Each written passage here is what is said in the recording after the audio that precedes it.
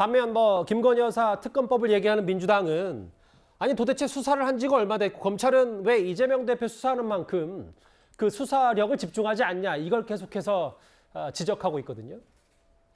그런데 오늘 또 김건희 여사 관련해서 공교롭게도 또 하나의 판결이 있었습니다. 기억하시겠지만 대선 기간 동안 김건희 여사와 서울의 소리 직원과 7시간 동안 통화한 내용이 공개되면서 당시에 꽤 논란이 많았었는데 오늘 김건희 여사가 손해배상 청구 소송에서 일부 이겼습니다. 야, 화술이 대단하다. 이분하고 대화를 하면 누구나 빨리 들어갈 수밖에 없겠구나. 서울의 소리로부터 제대로 된 월급을 받지 못하고 있다. 이러다가는 상황이 굉장히 어렵다고 하니 김건희 대표가 그렇게 되면 어디 캠프에서 또 일하시면 어떻겠냐는 취지로 마치 기자를 매수하려 한 듯한 그런 의혹을 보여주기 위해서 방송을 낸 것은 적절치 않다고 생각합니다.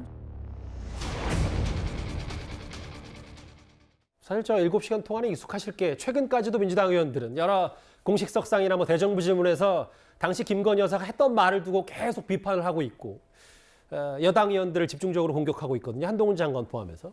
근데 그걸 일단 차치하고서라도 손해배상 청구 소송에서 일부 이겼다. 1,000만 원을 서울의 소리가 김건희 여사에게 배상하라.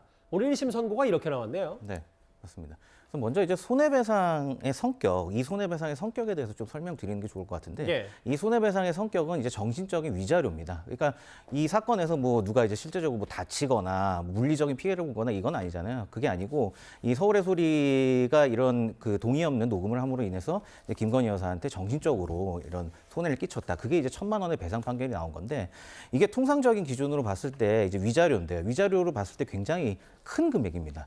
비교해서 설명을 드리면 통상 명예훼손 사건이나 모욕 사건 같은 경우를 이제 민사 위자료로 갔을 때 많이 나와야 한 50만 원에서 100만 원 정도 나오거든요. 통상적으로. 그러면 이 1,000만 원이면 이 서울의 소리가 이 저지른 이 불법성이 굉장히 크다는 거죠. 그러니까 1심 재판부의 판단은 불법성을 꽤 높게 굉장히 보는 겁니다. 높게 보는 겁니다. 그리고 또 한 가지 설명드릴 거는 이제 일반적으로 좀 일반적인 상식이지만 잘못 알려진 게 이제 상대방 이제 대화자 간의 녹음은 괜찮다 이런 얘기들이 있잖아요. 그게 아니고 대화자 간의 녹음을 하더라도 물론 동의 없이 녹음을 하더라도 그건 이제 형사상 처벌이 안 된다는 거고 우리 민사법상은 대화자의 동의 없이 녹음을 할 경우에는 이건 명백하게 헌법상 음성권 침해다. 그래서 서울중앙지법에서 판결도 있었고 더군다나 이 음성권 침해에 더해서 이 판결문 내용을 보면 이 서울의 소리가 이 김건희 여사의 이 내용을 동의 없이 녹음도 했고 또 자기 멋대로 이제 편집을 하면서 조작한 것까지 포함이 됐거든요. 그래서 이 두 가지가 더해져서 상당히 불법성을 크게 봤다. 이렇게